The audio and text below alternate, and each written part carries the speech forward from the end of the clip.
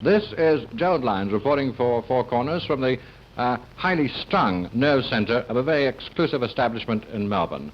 An exclusive establishment which caters and creates the needs for the privileged few. The privileged few in this case being poodles. In fact, here, poodles have never had it so good.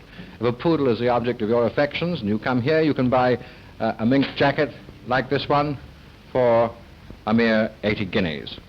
Or, if you prefer something in the jewellery line, you can buy this heavily bejewelled collar, with rhinestones incidentally, which comes much cheaper. Well, the proprietress of this boutique is Mrs. C.M. Riddle. Mrs. Riddle, do people really pay all this money for these things, for their dogs? Yes, they do, Mr. Lyons. Are they in very much demand? The clothes for the poodles? Yes. And also we constantly are asked for poodles for mannequin parades in jewel collars and mink coats and all sorts of fascinating clothes too. We have summer coats and winter coats, jewel collars and plain utility collars, and everything a poodle could want. You just said everything that a poodle's heart could desire, but I wonder if this really means anything to poodles anyway, having a bejewelled collar and mink coat and like Janie over there, who's all pinked up for the mannequin parade this afternoon. Well, I think they'd much prefer to be out hunting or running loose in fields to being dressed up. Don't you think this makes them look rather ridiculous? Yes, quite frankly, I do. But they are toys and amuse people at the moment. But poodles are clowns, you know, Mr. Lyons, and they do, to a certain extent, enjoy being dressed up. They certainly enjoy being groomed.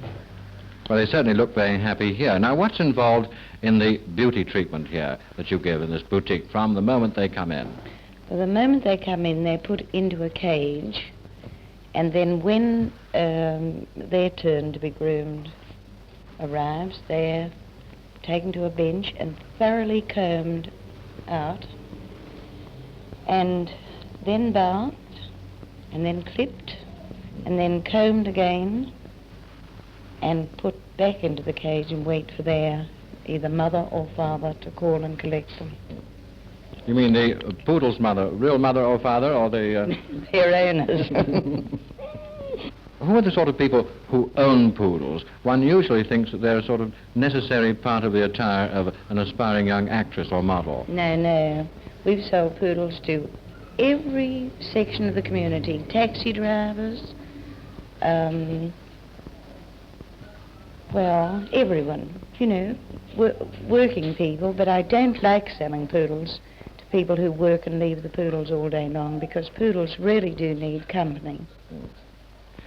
Well, I can see a potential customer over there. I'm going to ask her, would you come over here?